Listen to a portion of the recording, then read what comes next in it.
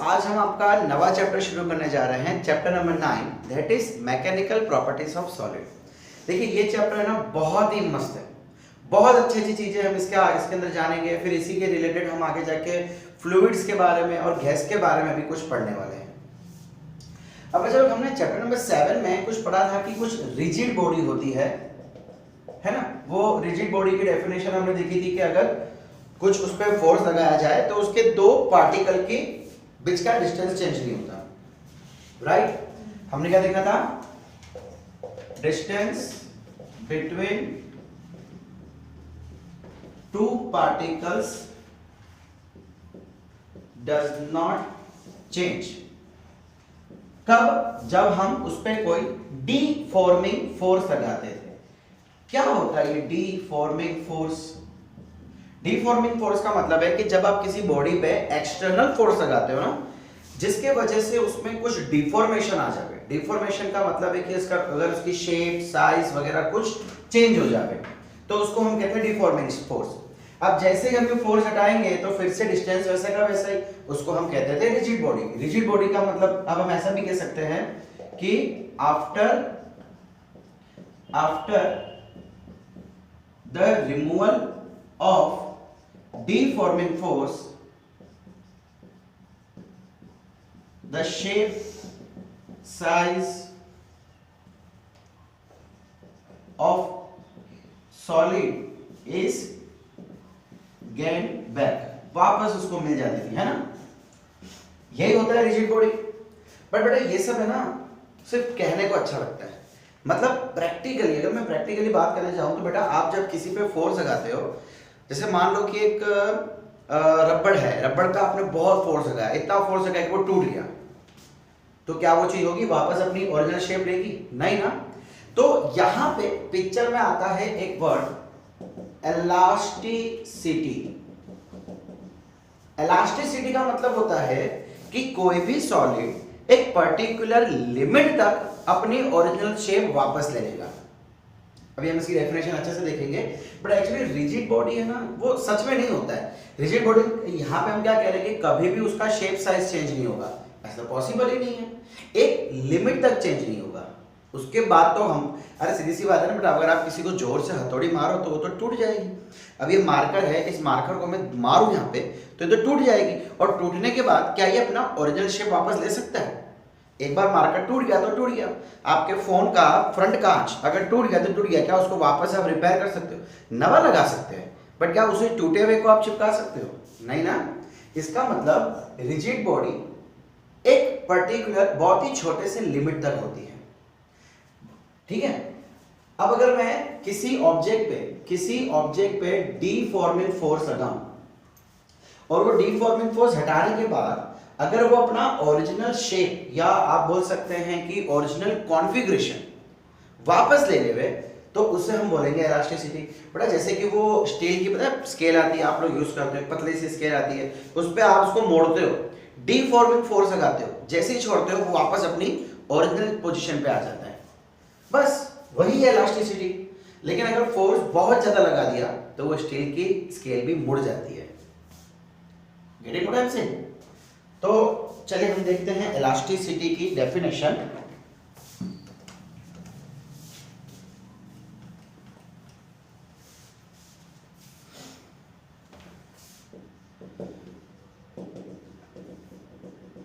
और एक्चुअली सबसे main part ये है हमारे इस चैप्टर का इलास्टिसिटी, यहीं से सारी चीजें हमको शुरू करनी है। इलास्टिसिटी होती क्या है? द टेंडेंसी of an या of solid to regain its original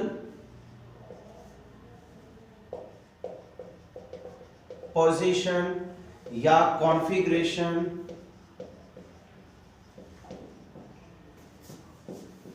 after the removal of deforming force। अच्छा एक बात बताना क्या ये डीफॉर्मिंग फोर्स हटाने के बाद हमेशा कोई भी सॉलिड अपना ओरिजिनल शेप वापस लेगा? आप अगर एक मान लो इतना फोर्स उस पर अप्लाई कर दो, इतना फोर्स उस पर अप्लाई कर दिया कि वो ऑब्जेक्ट टूट गई या परमानेंटली मुड़ गई, भाई बट देखो जो भी चेंज आ रहा है, जो भी उसके शेप में चेंज आ रहा है, साइज में चेंज आ रहा है, वो परमानेंट भी तो हो सकता है। जैसे कि मैंने आपको स्टील के स्केल का एग्जांपल दिया, उसको इतना मोड़ दिया कि वो वापस स्ट्रेट हो ही नहीं रही है, वो मुड़ गई बीच में से। इसका मतलब एक लिमिट तक वो वापस अपने ओरिजिनल शेप पे आ सकता है। इसलिए इसके आगे हमने बोल दिया removal of deforming force up to its elastic limit. So ये डेफिनेशन देके रखी है आपके एनसीईआरटी बुक में। और मैं एक डेफिनेशन और भी लिखता हूं, जरा ध्यान से सुनना। दूसरी डेफिनेशन,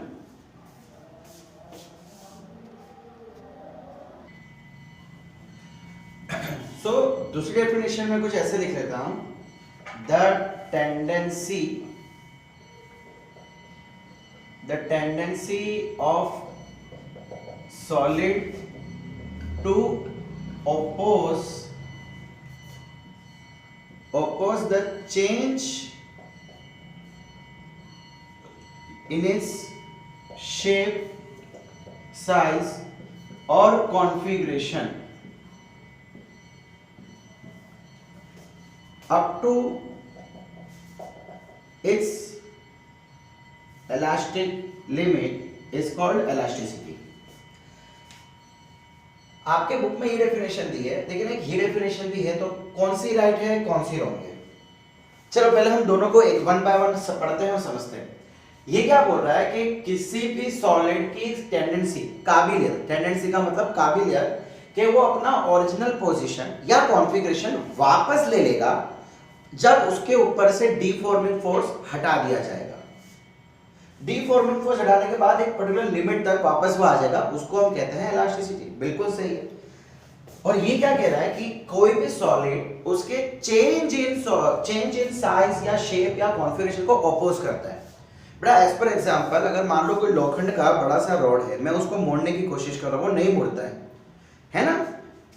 एक समय तक देखो, जैसे स्केल, चलो स्केल की बात करता हूं, उसको मोड़ रहा हूं, वापस छोड़ दिया, नहीं मुड़ा, और फोर्स लगाया, छोड़ दिया, नहीं मुड़ा, फिर फोर्स लगाया और अब की बार वो मुड़ गया, अब की बार स्ट्रेट नहीं हुआ। मतलब एक लिमिट तक वो अपने चेंज को अपोज करने की कोशिश कर रहा है। ऐसा है कि अगर आप स्केल को मोड़ दो और छोड़ दो तो वैसे का वैसे हो जाएगा। जैसे क्ले होता है, क्ले को एक बार आपने शेप दे दिया, फिर छोड़ दो, वो वैसे का वैसा ही रहेगा। ऐसा तो स्केल में होता नहीं है। उसको कंटिन्यूस फोर्स, अगर मान लो मैंने मोड़ा है तो मुझे फोर्स लगाए रखना पड़ेगा, कंटिन्यूस लगाए रखना पड़ेगा। छोड़ दूंगा तो वापस चला जाएगा। तो कोई भी ऑब्जेक्ट अपने अंदर होने वाले चेंज को अपोज करता है, उसको भी इलास्टिसिटी कहते हैं। अब एक क्वेश्चन है, यहां से हमेशा बहुत बार आता है एग्जाम में, which is more elastic, steel और रबर? स्टील और रबर, भाई स्टील और रबर में से कौन सा इलास्टिक है बताओ? रबर आता है, रबर बैंड, वो ज्यादा इलास्टिक है या स्टील इलास्टिक ज्यादा है? अब आप लोग सब बोलोगे कि सर रबर, सीधी सी बात है, रबर को मोड़ो तो दोबारा अपने आप अपनी पोजीशन पे आ जाता है। अगर मैं इसकी बात करूं तो इसके हिसाब से तो रबर आंसर होना चाहिए, है ना? लेकिन जब मैं इसकी बात करूं, बेटा रबर तो इजीली अपने शेप को चेंज होने देता है, लेकिन स्केल या स्टील जल्दी से चेंज होने देता नहीं है। सो अगर मैं ये डेफिनेशन के हिसाब से जाऊं तो असली आंसर तो स्टील आता है। तो कौन सा सही आंसर है? देखो आप समझ रहे हो, ये बोल रहा है कि वो ओरिजिनल शेप वापस ले लेगा, रबर अपना ओरिजिनल शेप वापस ले लेता है। ये बोल रहा है कि वो चेंज नहीं होने देगा, तो स्टील जल्दी से चेंज नहीं होने देता अपने शेप और साइज को, तो इसके हिसाब से तो स्टील ज्यादा इलास्टिक हो गया। बड़ा सही आंसर है इलास्टिक। इलास्टिक सॉरी, इलास्टिक क्या, सॉरी, सही आंसर है स्टील। स्टील ज्यादा इलास्टिक है। और बच्चा एक्चुअली हम क्या कहना चाह रहे हैं कि आप जब फोर्स लगाओगे, कौन सा? डीफॉर्मिंग फोर्स, एक ऐसा फोर्स जो उसके शेप को चेंज कर रहा हो, वो होता है डीफॉर्मिंग फोर्स। दुनिया के किसी भी ऑब्जेक्ट पे आप डिफॉर्मिंग फोर्स लगाओ तो अपना शेप चेंज करेगा ही करेगा, है कि नहीं? बट वो कितना अपोज कर रहा है अपने आप को चेंज करने में। जैसे कि एक लकड़े का टुकड़ा है, उस पर फोर्स ज्यादा लगाना पड़ता है। ये मार्कर को अगर मुझे डिफॉर्म करना है तो मुझे बहुत ही कम फोर्स लगाना पड़ेगा। फिर एक रबड़ है, रबड़ बैंड, उस पर मेरे को फोर्स बहुत ही कम लगाना पड़ेगा। तो एक्चुअली आप जब डिफॉर्म कर रहे हो तो वो कितने स्पीड में वापस, कितनी जल्दी वो अपना शेप रिगेन करता है। देखो ये एक्चुअली क्या कहना चाह रहा है, ओपोज कर रहे का मतलब है कि एक बार वो डिफॉर्म हो जाएगा सो बहुत ही जल्द अपना ओरिजिनल शेप वापस ले लेगा, तो ही तो वो ओपोज कर रहा है। लेकिन रबड़ जो है बेटा वो ओरिजिनल शेप इतनी जल्दी तो वापस ले पाएगा नहीं। Getting what I am saying? देखो स्केल को छोड़ा और तुरंत ही वो अपने ओरिजिनल शेप पे आ गए। मतलब ये अपने अंदर होने वाले चेंज को ओपोज ज्यादा कर पा रहा है जल्दी से। अब देखो मैं इसके टर्म्स में इसकी डेफिनेशन समझा रहा हूं, ध्यान से सुनना। स्केल जल्दी से अपने ओरिजिनल शेप को वापस ले लेता है। ऑब्वियसली बेटा हम जो भी बात कर रहे हैं वो एक लिमिट तक की बात कर रहे हैं, हमेशा वो ऐसा ही होगा ऐसा नहीं है। Up to its elastic limit, एक पर्टिकुलर लिमिट तक ही। तो स्केल जो है बेटा वो बहुत ही जल्दी से अपने ओरिजिनल शेप को वापस ले लेता है एज कंपेयर टू रबड़। आप एक बार रबड़ के ऊपर फोर्स लगाओ और एक बार स्केल के ऊपर लगाओ, सेम फोर्स लगाना, एक साथ लगाना और देखना कौन जल्दी अपनी ओरिजिनल शेप वापस लेता है, तो वो स्टील होगा। Getting what I am saying? इसीलिए steel is more elastic than रबड़। अब हम कौन सी डेफिनेशन लर्न करेंगे? कोई भी डेफिनेशन आप लर्न कर सकते हो, ये भी कर सकते हो, लेकिन बड़ा इसमें ये जो बोला जा रहा है ना एग्जैक्टली वो समझना नहीं है। ये भले ही बोल रहा है कि वो अपनी ओरिजिनल शेप वापस लेने की काबिलियत जहां तक होती है उसको इलास्टिसिटी कहते हैं, बट एक्चुअली इसका मतलब है कितनी जल्दी वो अपनी ओरिजिनल शेप वापस ले सकता है। क्लियर? एंड बेटा इलास्टिसिटी को हम मॉड्यूलस ऑफ सॉलिड भी कहते हैं। तो अगर कभी एग्जाम में आ जावे what is modulus of solid, so it is nothing but elasticity. समझ आया बच्चा लोग? ओके, और ये क्वेश्चन आवे तो इसका आंसर आएगा still, reason because still can regain its original configuration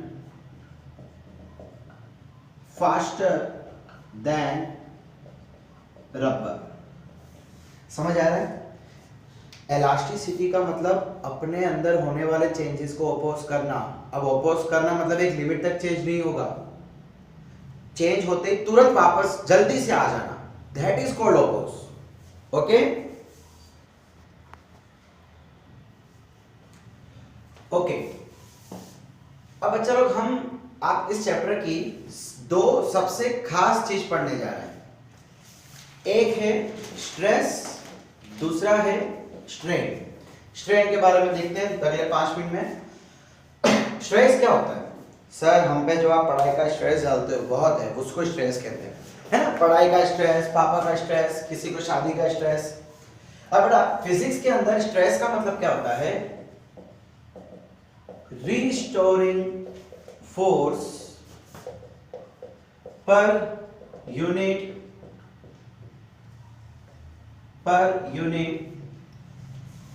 cross section of solid. आप जब किसी भी सॉलिड पे फोर्स लगाते हो तो बेटा उसकी एकदम से तो शेप या साइज चेंज होगी नहीं।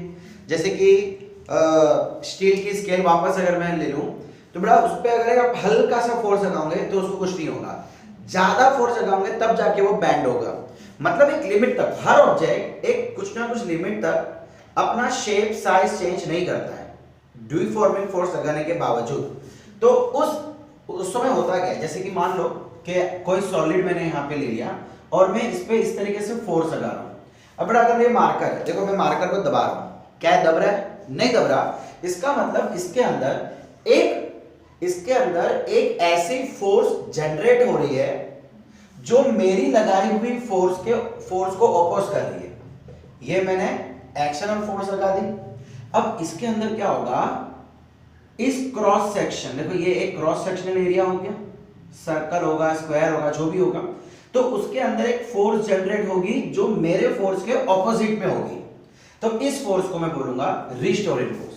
अब बेटा इस मार्कर की, अभी देखो कुछ भी नहीं हो रहा, मैं फोर्स लगा रहा हूं, कंप्रेस कर रहा हूं बट कुछ भी नहीं हो रहा, कंप्रेस कर रहा हूं बट कुछ भी नहीं हो रहा। इसका मतलब इसके अंदर एक ऐसी फोर्स जनरेट हो रही है जो मेरी फोर्स को अपोज कर रही है और वो मेरे फोर्स के इक्वल है। जितने मैंने फोर्स लगाई है उतना ही वो फोर्स है, यानी restoring force is equal to external force. तभी तो इसको कुछ फर्क नहीं पड़ा, ये एज इट इज है। हाँ, अगर बेटा मैं इसको किसी मशीन के अंदर से फोर्स लगा दूं, अब रिस्टोरिंग फोर्स की एक लिमिट होती है, एक्सटर्नल फोर्स की कोई लिमिट नहीं होती है ना। बच्चा लगा रहा है, मैं लगा रहा हूं, खली लगाएगा, फिर एक मशीन लगाएगा, तो एक्सटर्नल फोर्स की कोई लिमिट नहीं होती भाई, जैसे ही जो लगा रहा है वैसे उसकी फोर्स। बट रिस्टोरिंग फोर्स की एक लिमिट होती है, जैसे कि आपको मालूम है ना, वो आपने पिक्चरों में देखा होगा कि कोई मशीन के अंदर कार को एकदम पिचका देते हैं, देखा है कि नहीं देखा? सो क्या कार में रिस्टोरिंग फोर्स नहीं होती है? होती है बाबा, वो तो स्टील से बनी है, लेकिन वो रिस्टोरिंग फोर्स एक लिमिट तक होती है। जब एक्सटर्नल फोर्स इससे ज्यादा बढ़ जाता है सो ये क्रश हो जाता है, पूरा पिचक जाता है।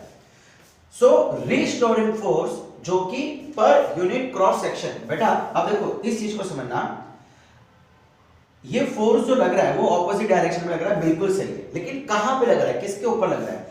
तो बेटा ये जो क्रॉस सेक्शन होगा ना, जैसे देखो ये मार्कर है, मार्कर का ये एरिया, फिर ऐसा नहीं कि ये कर्व्ड एरिया हो गया या टोटल एरिया, कौन सा एरिया भाई? जिधर लग रहा है, मैंने फोर्स कहां लगाया, मैंने यहां पे लगाया, तो इसके अंदर जो फोर्स लगेगा वो भी इस पे लगेगा, लेकिन डायरेक्शन इधर हो जाएगी। सो क्रॉस सेक्शन, उसके क्रॉस में, बड़ा आई थिंक क्रॉस सेक्शन आपको पता होगा। मान लो कि मैं इसको बीच में से काटूंगा तो कुछ ऐसा ही देखने को मिलेगा। So this is nothing but the cross section area. अब जैसे मान लो कि आप एक व्हाट वी से ककड़ी काटते हो, ना घर पे, ककड़ी को काटने पे जितनी बार भी काटो उसका शेप गोल ही रहता है, सो वो क्रॉस सेक्शन एरिया। अब अगर मान लो कि मेरे पास कोई बॉक्स है, सॉलिड स्क्वायर है, कैसा है? सॉलिड, इधर से पूरा भरा हुआ है। मान लो कि आटा है, गेहूं का आटा, मैंने उसका एक शेप दे दिया स्क्वायर, क्यूबॉइड जैसा, गोल नहीं किया, मैंने उसको कैसा शेप दिया है? क्यूबॉइड जैसा शेप दिया है आटे को। अब अगर उस आटे को आप बीच में से काटोगे, सपोज मान लो कि यहाँ कट जाता है, वैसे कटेगा नहीं इतना इजीली बट कट गया, तो बेटा जब वो कटेगा तो आपको आगे से ऐसा ही दिखाई देगा। सो ये क्रॉस सेक्शन एरिया हो जाएगा।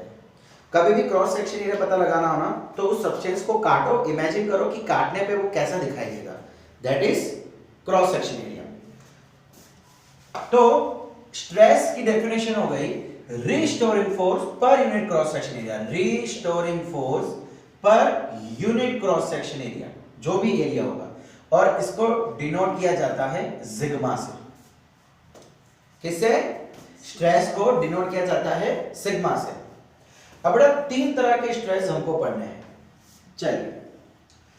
अब जैसे कि मैंने आपको एग्जांपल दिया, मैं अगर कोई सॉलिड ले लूं जिसको मैं ऐसे बाहर की तरफ खींच रहा हूं, ये सॉलिड हो गया, अगर मैं इसको ना पकड़ के ऐसे बाहर खींच रहा हूं तो क्या होगा? इसके अंदर एक फोर्स जनरेट होगी जो मेरे फोर्स के ऑपोजिट में होगी, रिस्टोरिंग फोर्स। और बेटा इस तरह के स्ट्रेस को, ये जो देखो स्ट्रेस क्या है, एक्चुअली फोर्स है, कितने एरिया पे कितना फोर्स लग रहा है, दैट इज कॉल्ड स्ट्रेस।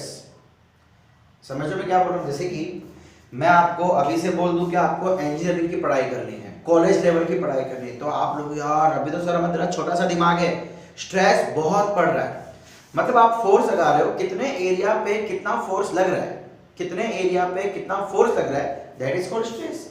आप कितना पढ़ रहे हो, एबीसीडी पढ़ रहे हो, अगर मैं बोलूं बेटा इस बार एग्जाम में एबीसीडी आएगी, जाओ 1 to 1000 आएगा, जाओ, फिजिक्स में और कुछ नहीं आएगा, आप खुश हो, वाह वाह सब कुछ पढ़ोगे नहीं, कोई स्ट्रेस ही नहीं है, सब कुछ आता है, एबीसीडी भी आती है, 1 to 1000 भी आता है, सब कुछ आता है, कोई स्ट्रेस ही नहीं है। समझ रहे हो? तो बाहर से कितना फोर्स लग रहा है कितने एरिया पे, दैट इज कॉल्ड स्ट्रेस। तो ये जो स्ट्रेस है जो अलोंग द लेंथ और अंदर की तरफ लग रही है, इसे हम कहते हैं टेंसाइल स्ट्रेस। और अगर मान लो कि मैं इसको कंप्रेस कर रहा हूं, मैं ना इसको दबा रहा हूं, तो क्या होगा, इसके अंदर जो फोर्स है वो बाहर की तरफ लगेगा, रिस्टोरिंग फोर्स। तो इस तरह के स्ट्रेस को हम कहते हैं कंप्रेसिव स्ट्रेस। जब मैं उसको बाहर खींचूंगा तो टेंसाइल, जब मैं उसको अंदर दबाऊंगा, दबाना मतलब कंप्रेस करना, तो कंप्रेसिव स्ट्रेस। अब बेटा ये दोनों ही फोर्स, जो एक्सटर्नल फोर्स जो लगा रहे हैं हम लोग, वो लेंथ के अलोंग लग रहा है, लेंथ के अलोंग, इसीलिए इसको कहा जाता है लॉन्गिट्यूडिनल स्ट्रेस।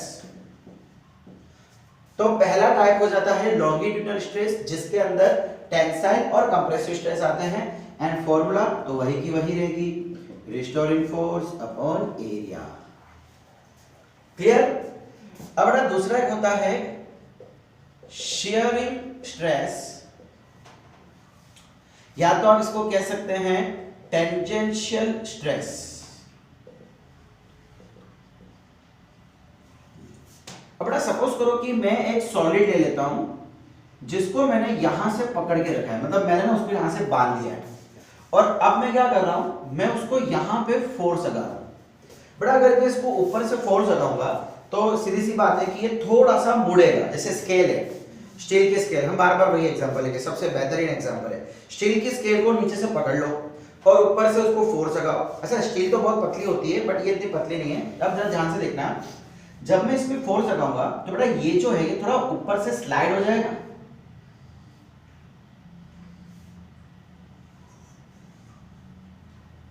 समझ लो क्या हो रहा है यहां पे।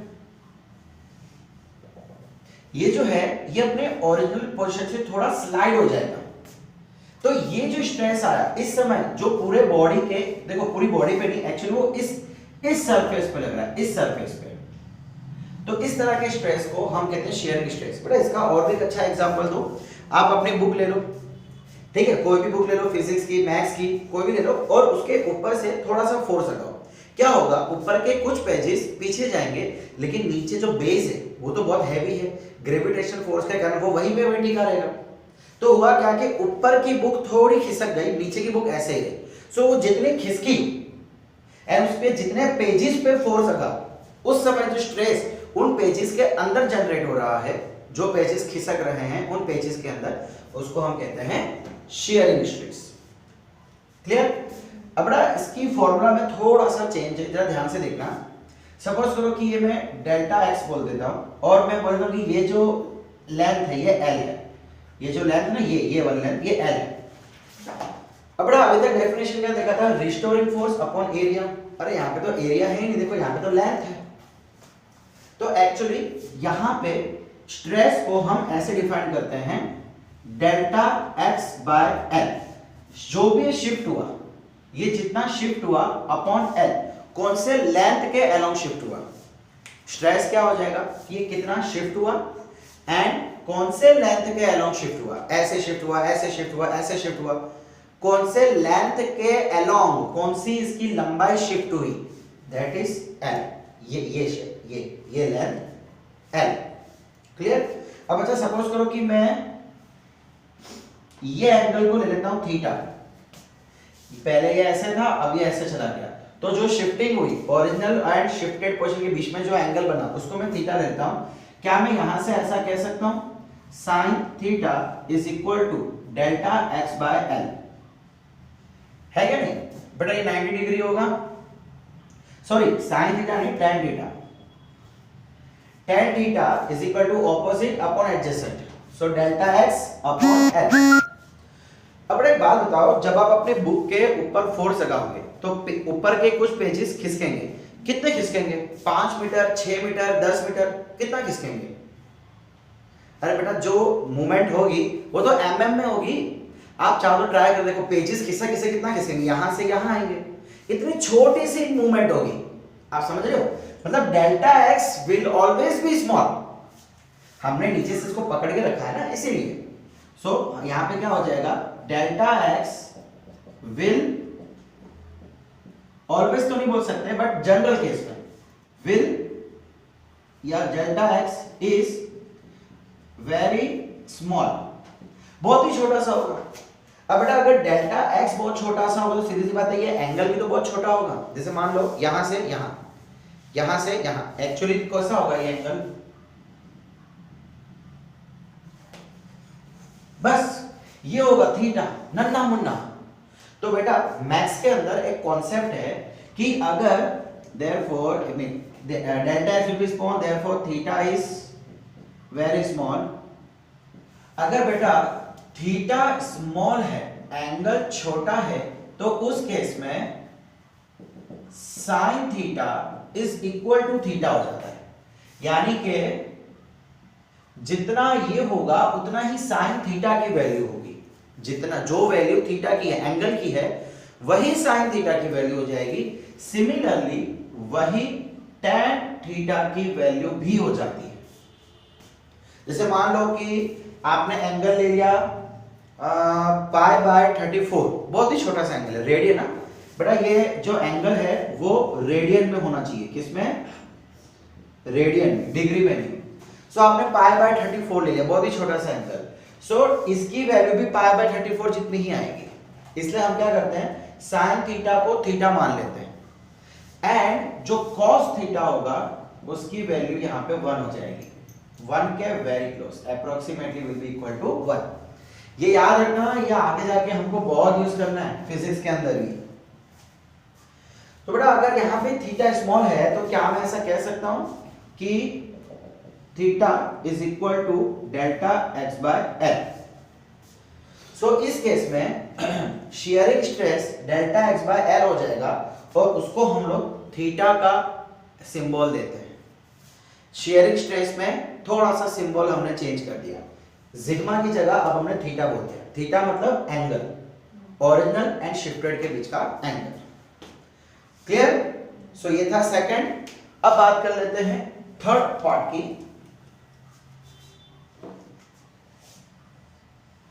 थर्ड है वॉल्यूम स्ट्रेस। अब बेटा वॉल्यूम स्ट्रेस का मतलब क्या है कि जब टोटल साइज किसी की इंक्रीज हो या डिक्रीज हो। तो ऐसा कब देखने को मिलता है, जब आप किसी चीज को पानी में डालते हो। बेटा एक काम करना, आप है ना एक थैली में पानी भरना और उस थैली को बकेट में भर देना, रख देना पानी से भरी हुई बकेट में। क्या होगा कि वो थैली थोड़ा सा दब जाएगी। तो आप जब किसी भी सब्सटेंस को पानी के अंदर डालते हो, तो बेटा हमने पढ़ रखा है बचपन में कि पानी उसके ऊपर प्रेशर लगाती है ना। पानी फोर्स लगा सकती कि नहीं लगा सकती भाई। गैस, हमने गैस के बारे में पढ़ा था 9th के अंदर, gas exert pressure on the wall of container. जब गैस प्रेशर लगा सकती है तो लिक्विड क्यों नहीं। सो लिक्विड क्या करेगा बेटा, यहां पे हर जगह फोर्स लगाएगा, इक्वल फोर्स होगा उसका हर जगह पे, बिकॉज पानी की डेंसिटी हर जगह इक्वल होती है। सो यहां पे होगा क्या कि ये जो शेप है ये थोड़ा बहुत ऑटोमेटिकली कम हो जाएगा। समझ रहे हो भाई, ये पहले ऐसे फूला हुआ था लेकिन पानी के प्रेशर के कारण थोड़ा सा ये कम हो गया। सो यहाँ पे अब देखो ध्यान से सुनना, यहाँ पे क्या हो जाएगा, sigma is equal to stress क्या होता है, फोर्स बाय यूनिट एरिया। अब बेटा जब ध्यान से सोचो, हमने प्रेशर की फॉर्मूला पढ़ी थी, प्रेशर भी तो यही होता है। यानी कि एक्चुअली यहाँ पे स्ट्रेस जो है वो प्रेशर बन जाएगा, pressure is equal to force by area. याद है फॉर्मूला, 9th में पढ़ी थी इसको हमने। अच्छा अब ये तो है, डन है, बट यहाँ पे चेंज क्या हो रहा है बेटा, यहाँ पे चेंज क्या हो रहा है, वॉल्यूम चेंज हो रहा है। सो सिग्मा अब इस समय delta V by original V, नहीं सॉरी यही रहेगा, वो स्ट्रेन हो जाता है। भाई आपने कितने एरिया पे कितना फोर्स लगाया। अच्छा यहाँ पे एरिया क्या बन जाएगा, तो बेटा यहाँ पे एरिया ये जहां पे वो फोर्स लग रहा है वो एरिया बन जाएगा। समझ आ रहा है आप लोग को।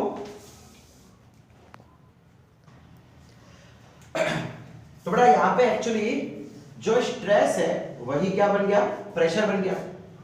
अच्छा बच्चा लोग एक चीज ध्यान रखना कि ये आपके टेक्स्ट बुक में नहीं दिया हुआ है, बट यस कॉम्पिटिटिव एग्जाम में आ सकता है। डीसी पंड्या बुक अगर आप उठा के देखेंगे या एचसी वर्मा, तो उसके अंदर आपको एक कॉन्सेप्ट मिलेगा। कुछ नहीं है बेटा, वॉल्यूम कम हो रहा है ना, कितने फोर्स लग रहा है, सेम चीज है। अच्छा एक चीज बेटा, अब ये जो सॉलिड है या इसके अंदर कोई गैस है, मान लो कि इसके अंदर कोई गैस है, ठीक है, जैसे मेरा बलून है, बलून को मैंने पानी के अंदर डाल दिया। अब बेटा गैस भी तो फोर्स लगाता है कंटेनर पे, कंटेनर की वॉल्स पे, पढ़ रखा है ना हमने। मतलब गैस फोर्स बाहर की तरफ लगा रहा है, पानी फोर्स अंदर की तरफ लगा रहा है। इसका मतलब कुछ प्रेशर होगा अंदर की तरफ, कुछ प्रेशर होगा बाहर की तरफ। चलो अंदर का प्रेशर मैं बोल देता हूं पीओ, या चलो एक काम करते हैं, इसको नहीं, बाहर के प्रेशर को बोलते हैं PO, pressure for from outside, और इसको नॉर्मली बोलते हैं पी। तो यहां पे एक्चुअली जो कंप्रेस होगा, जो स्ट्रेस होगा, वो किसके कारण होगा? डेल्टा पी के कारण। अब बड़ा सीधी सी बात है, आप यू धक्का मार रहे हो और कोई यू धक्का मार रहा है, तो आपका फोर्स ज्यादा है तो गाड़ी इस तरफ खिसकेगी, मान लिया इस तरफ खिसकेगी, लेकिन कौन से फोर्स के कारण खिसकेगी? तो आपके और उसके माइनस करने के कारण। मतलब सपोज करो आप फोर्स लगा रहे हो 10 न्यूटन का, लेकिन ऑब्जेक्ट पे फोर्स लग रहा है 5 न्यूटन का, तो बाकी के 5 न्यूटन कहां गए? अरे भाई वो जो सामने से फोर्स लगा रहा है आपके ऑपोजिट डायरेक्शन में, उसको अपोज भी तो करना है ना हमको। तो आपके फोर्स का कुछ हिस्सा उसको अपोज करने में चला जाता है और बाकी का फोर्स उस ऑब्जेक्ट को स्लाइड करता है। सिमिलरली ये प्रेशर इस प्रेशर से ज्यादा है, लेकिन इसका दोनों का जो डिफरेंस होगा, इन दोनों का जो डिफरेंस होगा, उसके कारण यहां पे स्ट्रेस आएगा। तो एक्चुअली यहां पे जब वॉल्यूम स्ट्रेस की हम बात करेंगे तो उसको ऐसे भी लिखा जाता है, delta p is equal to F by a. Clear? So बड़ा स्ट्रेस क्या होता है हमने देख लिया, स्ट्रेस 3 टाइप के होते हैं वो भी हमने देख लिया। अब चलो आओ इसको खत्म करें। बड़ा स्ट्रेस की यूनिट क्या हो जाएगी? फोर्स की यूनिट होती है न्यूटन, एरिया की यूनिट होती है मीटर स्क्वायर। सो स्ट्रेस की यूनिट हो जाएगी न्यूटन पर मीटर स्क्वायर। और बच्चा ये एक्चुअली एक स्केलर क्वांटिटी है। कैसी क्वांटिटी है? स्केलर। एक इसको और भी नाम दिया जाता है, दैट इज टेंसर क्वांटिटी। क्या नाम? टेंसर। बट एक्चुअली जितने भी फिजिकल क्वांटिटीज है ना, वो सारी की सारी टेंसर में आती है। फिर टेंसर के अंदर स्पेशल कैरेक्टरिस्टिक्स आती है कि वेक्टर है कि स्केलर है। ठीक है, आपको भी ज्यादा सोचना नहीं है, इसको याद रखो। बाय चांस अगर मान लो कि एमसीक्यू में आपको टेंसर दिखे ना, तो टेंसर पे टिक कर देगा। 99% नहीं होगा, बट मान लो कि गुड सेट में या कॉम्पिटिटिव एग्जाम में आपको पूछ लिया गया which of the stress is dash type of quantity, और ऑप्शन में टेंसर दिया, तो टेंसर टिक कराना। सर स्केलर भी दिया है और टेंसर भी दिया है, फिर टेंसर टिक कराना। सारी क्वांटिटी पहले टेंसर होती है, फिर उसके बाद वो क्लासीफाई होती है स्ट्रेस वेक्टर या तो स्केलर में। टेंसर क्वांटिटी को आप अच्छे से पढ़ोगे अगर आप फिजिक्स बीएससी करते हैं तो। क्लियर? अभी के लिए आपको ये चीज खाली याद रखनी है।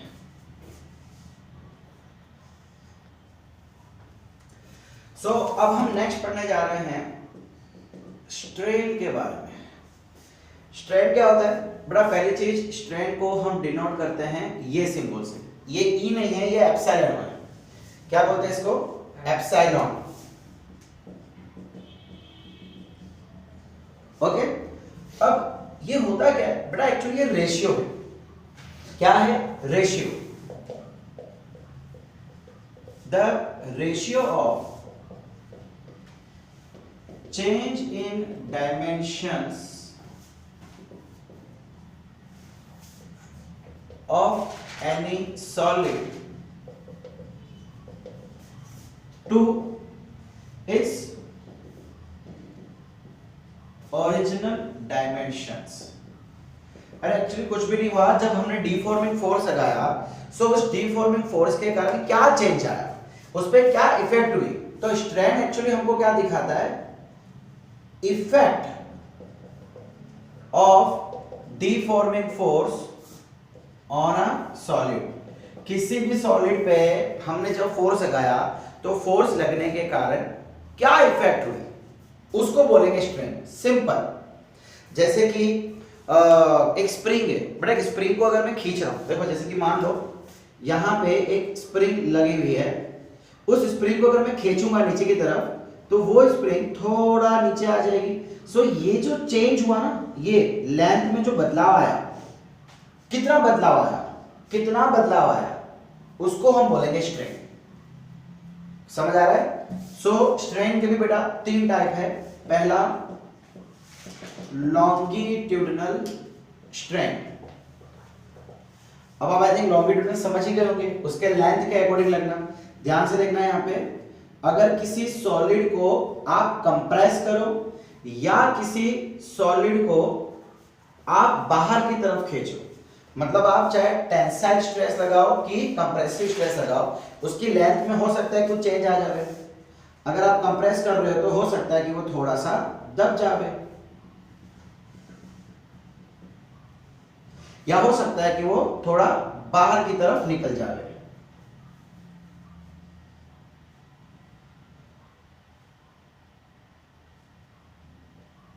समझ आ रहा है? सो ये जो चेंज हुआ, जो लेंथ में चेंज आया, उसको हम बोलेंगे डेल्टा एल। तो अब यहां पे स्ट्रेन हो जाएगा delta L by L. Simple, क्या हो गया? Delta L by l. Clear? Similarly shearing strain. बड़ा शियरिंग स्ट्रेन हम 2 मिनट बाद समझते हैं। पहले हम समझेंगे यहां पे वॉल्यूम स्ट्रेन। जैसे कि हमने पहले भी बात की थी, अगर किसी भी ऑब्जेक्ट को आप पानी में डाल देते हो तो पानी उसके ऊपर क्या लगाएगा? प्रेशर लगाएगा, जिसके कारण वो हर तरफ से दबना चालू हो जाएगा, तो उसका शेप कुछ कम हो जाएगा।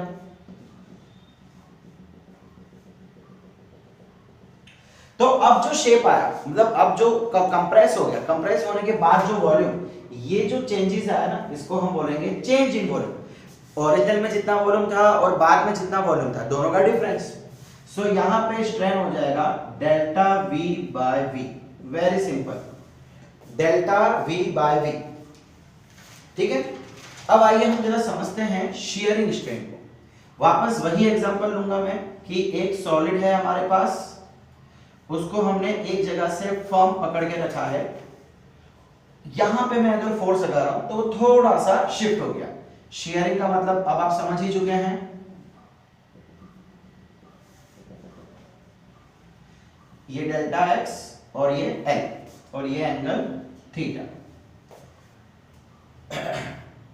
तो बड़ा यहां पे शियरिंग स्ट्रेन कैसे दिया जाएगा? शियरिंग स्ट्रेन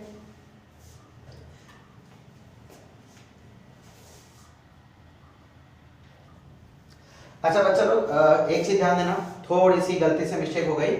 जो स्ट्रेस हमने पढ़ा था ना, शियरिंग स्ट्रेस, तो उस समय ये सिंपल फोर्स बाय एरिया ही रहेगा। जो हमने बाकी दूसरी कहानी देखी थी, एक्चुअली वो स्ट्रेन की है। स्ट्रेस में हमने जो बताया tan थीटा थीटा की जो कहानी देखी थी, वो स्ट्रेन के लिए आएगी, स्ट्रेस के लिए। तो स्ट्रेस की फॉर्मूला बस इतनी ही है, force upon area, that's it. अच्छा, फोर्स अपॉन एरिया, एरिया कौन सा लेंगे? तो जिस पे आप फोर्स लगा रहे हो, ये इसका एरिया, ठीक है? ये कुछ थिकनेस होगी, तो जिस पे आप फोर्स लगा रहे हो वो एरिया।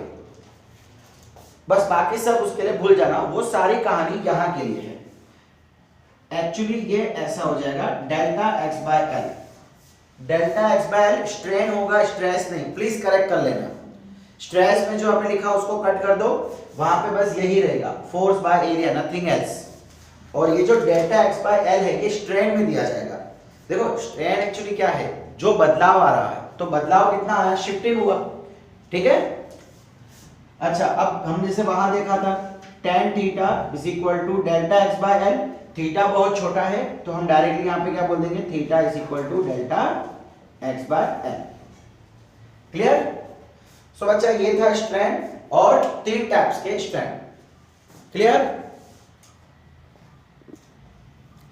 अच्छा बच्चा, अब अगर मुझे स्ट्रेस और स्ट्रेन को आपस में रिलेट करना हो तो देखो, स्ट्रेस का मतलब क्या था कि आप कितने एरिया पे कितना फोर्स लगा रहे हो, और उसी फोर्स लगाने के कारण जितना चेंज हुआ उसको हम स्ट्रेन कहते थे। तो बड़ा आई थिंक फोर्स बढ़ता जाएगा तो स्ट्रेन भी बढ़ता जाएगा। मतलब अगर फोर्स बढ़ा रहे हो तो स्ट्रेस, देखो जैसे कि मान लो स्केल है, फोर्स बढ़ा तो कुछ शिफ्ट हुआ, फिर बढ़ा, फिर से शिफ्ट हुआ, फिर बढ़ा और शिफ्ट बढ़ गया। यानी कि जितना फोर्स बढ़ता जा रहा है उतना शिफ्ट बढ़ता जा रहा है। जितना शिफ्ट बढ़ता जाएगा उतना इफेक्ट बढ़ती जाएगी। इफेक्ट का मतलब होता है स्ट्रेन। तो क्या मैं ऐसा कह सकता हूं कि strain is directly proportional to stress? जितना स्ट्रेस बढ़ता जाएगा उतना स्ट्रेन बढ़ता जाएगा, और एक्सपेरिमेंटली सही भी है। अब जब एक्सपेरिमेंटली किस अलग अलग सॉलिड को लेके चेक किया गया तो उसका ग्राफ कुछ ऐसा है, जरा ध्यान से देखना। क्या हुआ, इनिशियली तो वो बढ़ता गया बढ़ता गया बढ़ता गया बढ़ता गया। ये हम ले लेते हैं स्ट्रेस, हम स्ट्रेस नहीं लेंगे, यहां पे लिखेंगे स्ट्रेस, और इसको हम ले लेते हैं स्ट्रेन। तो हुआ क्या कि एक समय तक, एक पर्टिकुलर समय तक तो बढ़ता गया बढ़ता गया, मतलब स्ट्रेस बढ़ रहा है स्ट्रेन बढ़ रहा है, स्ट्रेस बढ़ रहा है स्ट्रेन बढ़ रहा है। लेकिन पता नहीं क्या हुआ कि सडनली अगर मैं स्ट्रेस बढ़ा रहा हूं ना तो स्ट्रेन कुछ ऐसा हो गया। इसका मतलब क्या है कि अब अगर आप स्ट्रेस बढ़ाते जा रहे हो तो स्ट्रेन नहीं होगा। इसका मतलब क्या होगा, अरे बेटा मैं अगर सपोज करो कि ये कोई ऐसी फ्लेक्सिबल चीज है, मैं इसको मोड़ रहा हूं मोड़ रहा हूं मोड़ रहा हूं मोड़ रहा हूं, अब टूट गया। अब टूटने के बाद मैं और उस पर फोर्स लगा रहा हूं, अरे एक बार टूट गया, अब और क्या चेंज होगा, टूट गया सो टूट गया। एक बार जो बदलाव हो गया सो हो गया, अब क्या होगा, समझ रहे हो। यानी कि एक समय आने के बाद, एक लिमिट आने के बाद आप भली फोर्स लगाते जाओ लगाते जाओ लगाते जाओ, लेकिन उसके कारण कुछ खास चेंज आपको देखने को अब नहीं मिलेगा। जैसे कि मान लो कि बेटा पता है घर में हम लोग छाछ बनाते, मम्मी घी वो बटर और छाछ बनाते ना मलाई में से, मम्मी ने फोर्स लगाया लगाया लगाया लगाया लगाया, एक बार छाछ बाहर आ गई, उसके बाद भी आप घुमाए जा रहे हो, अरे घुमाओ कुछ नहीं होगा, घूमता जाएगा। और क्या होगा, पानी को गोल गोल घुमाओ, क्या होगा, घूमता जाएगा। अब पानी एक बार बन गया, पानी के बनने के बाद और तो कुछ पॉसिबल ही नहीं, जितना चाहे उसको घुमा लो, उसको हीट करोगे ठंडा करोगे तो बात अलग है, बट ऐसा आप कुछ भी नहीं कर रहे, हम तो उस पर खाली रिफॉर्मिंग फोर्स लगा रहे हैं। सो एक समय आने के बाद कोई इफेक्ट देखने को मिलेगी नहीं, और ये जो समय है बेटा इसको हम कहते हैं इलास्टिसिटी लिमिट। क्या बोलेंगे, या इलास्टिक लिमिट। हमने बात की डेफिनेशन में, बात की थी ना शुरुआत में, वो है इलास्टिक लिमिट। ओके, तो अब अगर मान लो कि बेटा ये लिमिट तक, हम ये जो रिलेशन देखेंगे ये लिमिट तक देखेंगे, तो अगर मैं यहां से ये प्रोपोर्शनल साइन हटाऊं, stress is equal to E sorry strain is equal to E into stress. ये क्या हो गया बेटा, जब हमने साइन हटाई तो एक प्रोपोर्शनल आ गया। एक हम कोई भी प्रोपोर्शनल साइन है तो कुछ प्रोपोर्शनल लगाते ना, ग्रेविटेशनल फोर्स में जी लगाते थे, फोर्स के केस में बेटा कभी भी प्रोपोर्शनलिटी साइन हटाओगे तो कोई ना कोई प्रोपोर्शनलिटी कांस्टेंट लगाना पड़ता है। So this is nothing but the proportionality constant. अब अगर इसकी वैल्यू निकालनी है, इसकी वैल्यू, तो क्या मैं ऐसा बोल सकता हूं, strain upon stress is equal to e. यानी कि अगर आपको ई इस कांस्टेंट की वैल्यू निकालनी है तो स्ट्रेस अपॉन स्ट्रेन कर दो, एंड बेटा ये जो ई है इसको हम कहते हैं modulus of elasticity. Modulus of elasticity मतलब कितने लिमिट तक या कहां तक आपको ये रिलेशन मिलेगा, डायरेक्टली प्रोपोर्शनल का। अब बेटा ये जो वैल्यू है ना, ध्यान से सुना मैं क्या बोलने जा रहा हूं, मॉड्यूलस ऑफ इलास्टिसिटी की जो वैल्यू है बेटा वो स्ट्रेन या स्ट्रेस पे डिपेंड नहीं करेगी। आप बोलते सर फॉर्मूला में तो यही दिख रहा है, directly proportional to stress, inversely proportional to stress. But बेटा रेजिस्टेंस पता है ना आपको क्या होता है, R is equal to V by I, voltage upon current, 10th में आपने पढ़ा था। क्या रेजिस्टेंस वोल्टेज को बढ़ाने से बढ़ता है, नहीं बेटा, रेजिस्टेंस वोल्टेज और करंट पे डिपेंड नहीं करता था, रेजिस्टेंस डिपेंड किस पे करता था, रेजिस्टिविटी पे, लेंथ पे और एरिया पे। फैक्टर्स इफेक्टिंग रेजिस्टेंस आपने 10th में पढ़ा था टॉपिक। सिमिलरली बेटा ये तो एक प्रॉपर्टी है, it is a property of material. अब अलग अलग मटेरियल के लिए ये लिमिट भी अलग अलग होती है, समझ आ रहा है मैं क्या बोल रहा हूं। अलग अलग मटेरियल के लिए ये जो लिमिट है जहां पे स्ट्रेस और स्ट्रेन आपस में डायरेक्टली प्रोपोर्शनल नहीं रहेंगे, वो तो डिपेंड करेगी अलग अलग मटेरियल पे। सो ये प्रॉपर्टी है, जितना ज्यादा स्ट्रॉन्ग मटेरियल उतना ज्यादा ये चीज देखने को मिलेगी, समझ आ रहा है। सो मॉड्यूलस ऑफ इलास्टिसिटी का मतलब है कि आपको ये दिखाएगा किसी पर्टिकुलर मटेरियल के कि वो कितने लिमिट तक कहां तक झेल सकता है स्ट्रेस को। समझ आ रहा है मैं क्या बोल रहा हूं? क्लियर? सो हमने यहां से क्या बोला, modulus of elasticity E is equal to strain by stress, is equal to strain by stress. Okay, अब बेटा यही चीज आपके बुक में रिवर्स करके दे दी है, मतलब आपके बुक में बोला हुआ है E is equal to stress upon strain. तो क्या हमने गलत देखा? गलत कुछ भी नहीं बेटा, उन्होंने क्या किया है, स्ट्रेस को आगे लिख लिया और स्ट्रेन को पीछे लिख लिया है, नथिंग एल्स। यानी कि उन्होंने क्या किया है, यहां पे स्ट्रेस लिख लिया है और यहां पे स्ट्रेन लिख लिया है, दोनों चीज राइट है। अब यहां पे आपको यहां पे कांस्टेंट वैल्यू मिलेगी और उसका रेसिप्रोकल करोगे तो वो भी एक कांस्टेंट वैल्यू ही मिलेगी। सीधी सी बात है बेटा, 1 का रेशियो 1 ही होता है ना हमेशा रेसिप्रोकल, या 2 का रेसिप्रोकल 1/2 ही होता है। सो किसी एक फिक्स नंबर का रेसिप्रोकल भी फिक्स ही होता है, ठीक है। अब हम कौन सा लर्न करें सर? कोई बात नहीं, आप टेक्स्ट बुक का लर्न करो, ओके, बिकॉज आपको कोई कॉम्पिटिटिव एग्जाम में अगर कोई क्वेश्चन आएगा तो टेक्स्ट बुक के डिपेंडिंग आएगा। सो हम यहाँ पे भी थोड़ा सा बदलाव कर लेते हैं।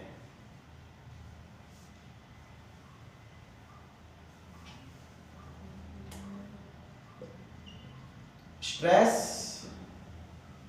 Strain, so stress upon strain is equal to modulus of elasticity properties of material, ठीक है।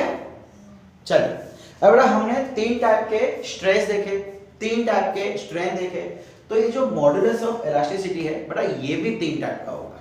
देखे कौन कौन से 3 टाइप? बस ये आज का हमारा आखिरी टॉपिक होगा, types of modulus of elasticity. फिर आज के लिए हम पैकअप कर देंगे।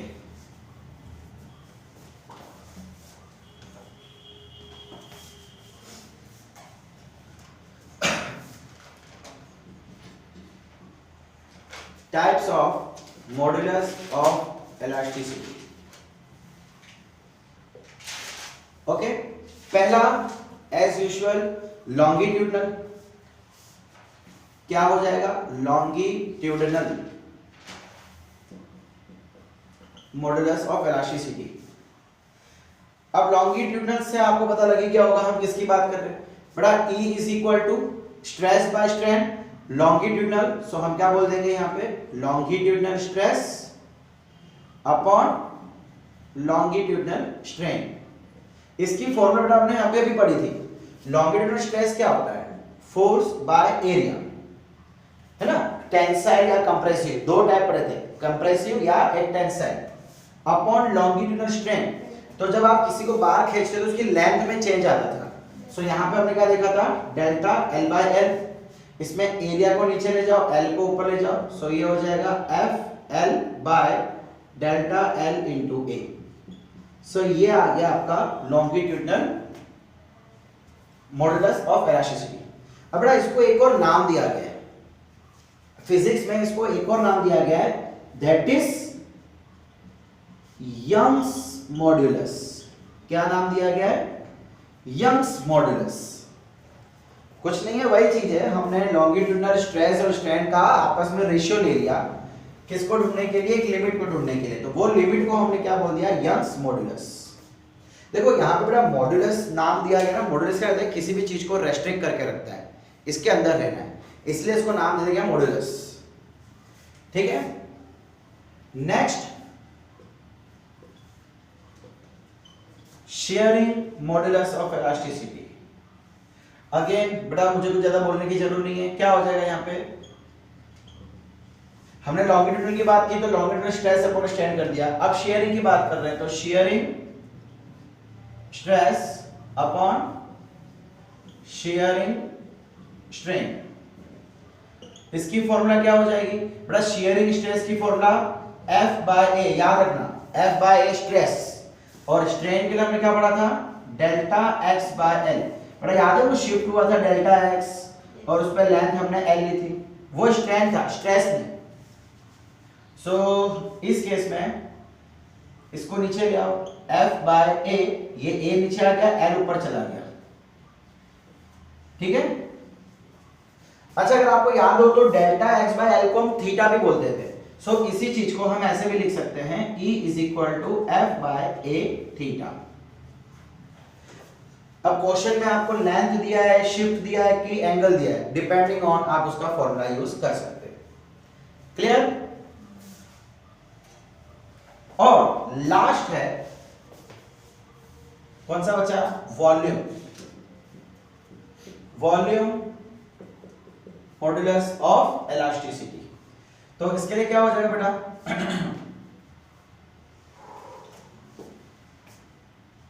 देखिए E is equal to volume stress upon volume strain. अच्छा, वॉल्यूम स्ट्रेस क्या था? वही फोर्स बाय एरिया। स्ट्रेस तो हर जगह सेम है, स्ट्रेस अलग चेंज नहीं हो रहा, स्ट्रेस वही है, फॉर्मूला वही है, ठीक है। और वॉल्यूम स्ट्रेन क्या था? डेल्टा V बाय V, याद आया? सो यहां पे क्या हो जाएगा? FV upon A delta V।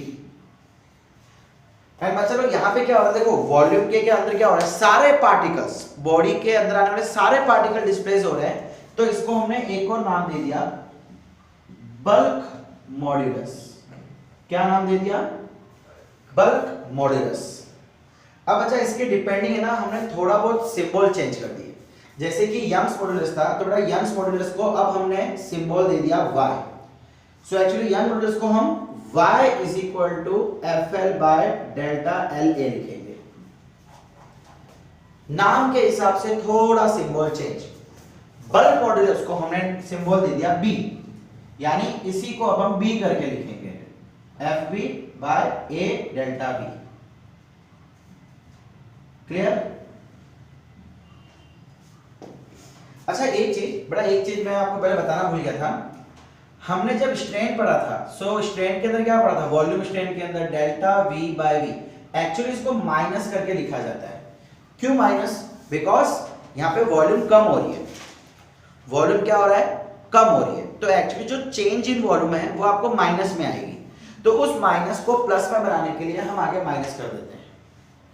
Change in volume हमेशा यहाँ पे माइनस में रहेगी। क्यों? बिकॉज वॉल्यूम कम हो रहा है। सो उस माइनस को प्लस में करने के लिए हम आगे माइनस लगा देते हैं, ठीक है। सो यहाँ पे भी आप A minus of delta V लिख देंगे। क्लियर? अच्छा, इसको हम ऐसे भी लिख सकते हैं, B is equal to F by A। ये तो ऐसे ही लेगा बेटा। हमने देखा था कि डेल्टा V बाय V जो है उसको P भी कहते हैं, प्रेशर। सो हम यहाँ पे P भी लिख सकते हैं। कैसा? P। जैसे हमने यहाँ पे थीटा करते थे ना, डेल्टा एक्स एल के बदले थीटा लिख सकते थे ना, एंगल, वैसे यहाँ पे डेल्टा V के बाय V के बदले क्या लिख देंगे? P। अगर प्रेशर चेंज हो रहा है, जैसे बाहर का प्रेशर कुछ और, अंदर का प्रेशर कुछ और, तो डेल्टा P लिखते हैं ना। सो कई बार इसको डेल्टा P करके भी दिया जाता है, F by A delta P। देखो जैसी सिचुएशन वैसा हमारा फॉर्मूला। अगर हमको प्रेशर दिया हुआ है तो हम प्रेशर ले लेंगे, अगर हमको चेंज इन वॉल्यूम और ओरिजिनल वॉल्यूम दिया है तो हम वो ले लेंगे। अगर हमें दो अलग अलग प्रेशर दिया, आउटर प्रेशर, इनर प्रेशर, तो हम उसका चेंज इन प्रेशर ले लेंगे। समझ आ रहा है? जैसी सिचुएशन वैसी हमारी फॉर्मूला, सिंपल। सो बच्चों लोग, आज का लेक्चर हम यहीं तक रखते हैं। आज के लेक्चर में हमने पढ़ा कि इलास्टिसिटी क्या होती है, major property of any body. Rigid body जैसा कुछ नहीं होता है, इलास्टिसिटी होती है एक्चुअली हर मटेरियल की। फिर हमने दो टर्म देखे जो कि इलास्टिसिटी से काफी रिलेटेड है, स्ट्रेस और स्ट्रेन। स्ट्रेस का मतलब होता है कि आप कितने एरिया पे कितना फोर्स लगा रहे हो, बदले में कितना फोर्स लग रहा है। फिर उसके हमने अलग तीन टाइप देखे। सिमिलरली फिर हमने स्ट्रेन देखा। स्ट्रेन का मतलब क्या है कि जब आप फोर्स लगा रहे हो तो उसका असर क्या होगा, इफेक्ट ऑफ डिफॉर्मिंग फोर्स। फिर उसके बाद हमने देखा कि अगर हम स्ट्रेस और स्ट्रेन को कंपेयर करें तो वो एक लिमिट तक डायरेक्टली प्रोपोर्शनल रहते हैं। तो उसके रेशियो को हम कहते हैं मॉडुलस ऑफ इलास्टिसिटी, और उसके भी हमने तीन अलग अलग टाइप देखे। ठीक है बच्चा लोग? अच्छा, एक चीज, बस एक आखिरी चीज, खत्म हो गया। डिफॉर्मिंग फोर्स की डेफिनेशन अगर आपको कोई पूछ ले तो डिफॉर्मिंग फोर्स, इसको बताऊं, बहुत सिंपल सी फोर्स है, एक रिस्टोरिंग फोर्स और एक डिफॉर्मिंग फोर्स। दो की डेफिनेशन लिख लो एंड देन आप आज के लिए free. Deforming force, the force which changes the shape, size or configuration of any body या of any object। किसी भी बॉडी की शेप या साइज या कॉन्फ़िगरेशन को अगर आप चेंज करते हो किसी फोर्स लगा के, तो उस फोर्स को हम क्या कहते हैं? Deforming force. और ओके, और अगर आपसे कोई पूछ ले व्हाट इज रीस्टोरिंग फोर्स, तो the force which is which opposes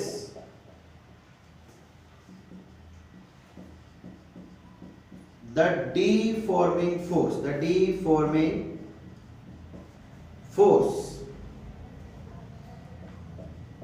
and equal to deforming force is called, ये काम कर सकते हैं, रुको इससे अच्छी डेफिनेशन, रुको द फोर्स विच ऑपोजेस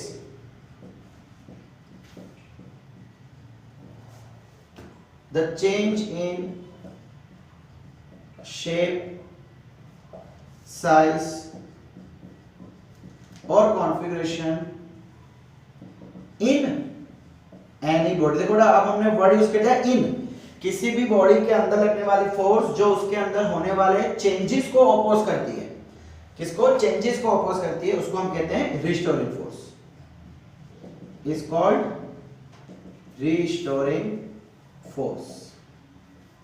ठीक है, सो आज के लिए बच्चा पैकअप करते हैं। उम्मीद है आपको सब समझ आया होगा। बहुत ही सिंपल कहानियां चली थी, फॉर्मूलाज हमें देखे।